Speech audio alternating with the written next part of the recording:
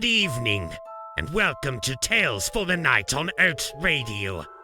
I'm your host, the Spectre, here to remind you that sometimes the greatest threats aren't what lurk outside in the dark, but what haunts us from within. Tonight's story is about Emily Wright, a woman tormented by a presence that's been with her since birth.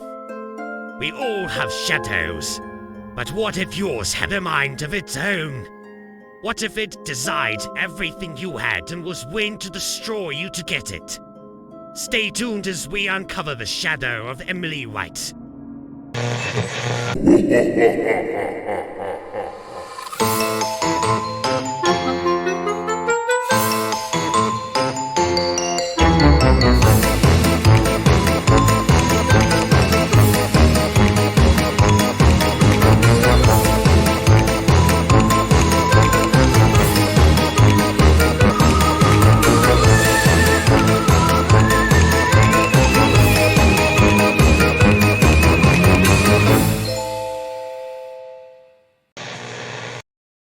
Emily Wright was haunted by gaps in her memory, moments when she'd lose time, only to wake in unfamiliar places, with no recollection of how she got there.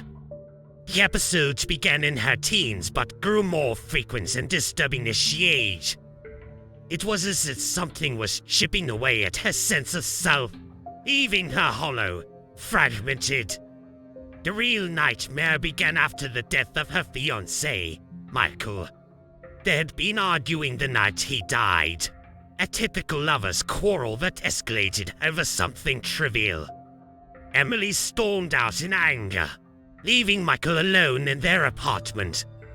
When she returned, she found him lifeless on the kitchen floor, his eyes wide open, staring blankly. The coroner ruled it as a sudden heart attack, but Emily could never shake the guilt.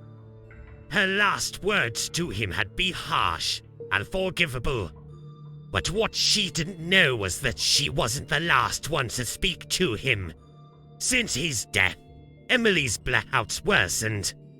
She began to find herself waking in strange places, sometimes covered in dirt or blood. One particularly chilling night, she awoke in her own bed, her hands bruised and scratched. Frantically, she searched for any evidence that she might have hurt someone. There was nothing until she found a crumpled photograph beneath her pillow. It was a picture of her and Michael, smiling. But in the background, faint and almost unnoticeable, was something else's shadow, twisted and elongated, hovering just behind them. Emily stared at the photo, her heart pounding. It was her shadow, but it looked wrong. It seemed to be watching them, as if it had its own eyes. The discovery sent her spiraling. She began to question everything, especially when she stumbled upon her mother's journals, hidden away in the attic. They were filled with desperate accounts of Emily's twin sister, Evelyn, who had died at birth but whose spirit lingered, unable to move on.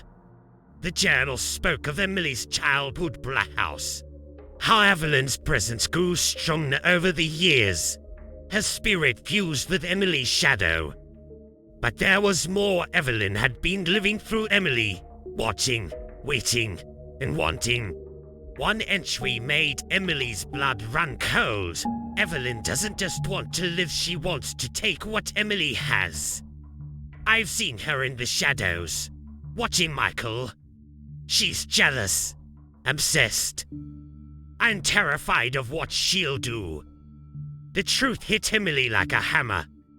Evelyn had been taking over her body, slipping into her life, pretending to be her. She had fallen in love with Michael, obsessively, desperately.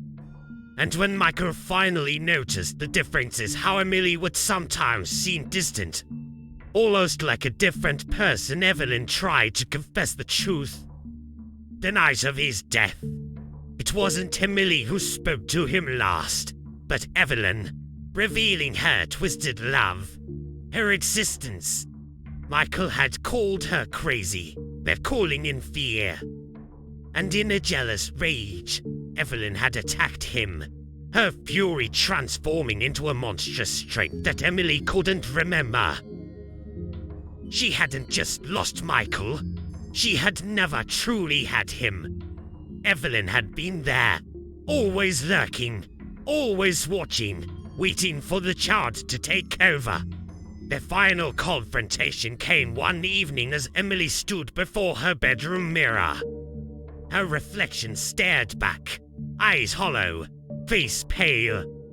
But it wasn't just her. The shadow behind her swells, filling the room with a dark, suffocating presence. She watched, paralyzed, as it peeled away from her, taking on a twisted, human form, Evelyn's form.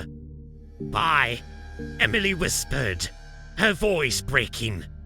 "Why are you doing this?" Evelyn's mouth twisted into a cruel smile, her eyes alight with a manic intensity. "Because you wasted everything," she hissed.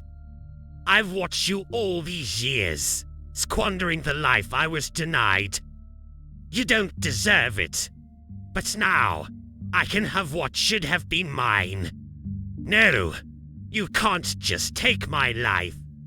Emily cried, backing away. Evelyn's laugh echoed through the room, sharp and cold. "I already have. And Michael, he was supposed to love me, not you. I was the one who cherished him, not you. But he rejected me, called me a monster." Her eyes darkened, her smile fading. "So I became one." Evelyn surged forward, the shadow enveloping Emily in a crushing, suffocating embrace. Emily screamed, but no sound escaped her lips as the darkness poured into her, filling every part of her being. She felt herself fading, slipping away, her consciousness dissolving like mist in the morning sun. When the darkness finally cleared, Emily's body stood before the mirror, but her eyes were different, hard, triumphant. Evelyn's eyes. She smiled, brushing a stray lock of hair from her face, and turned away from the mirror, stepping into the life she had so desperately desired.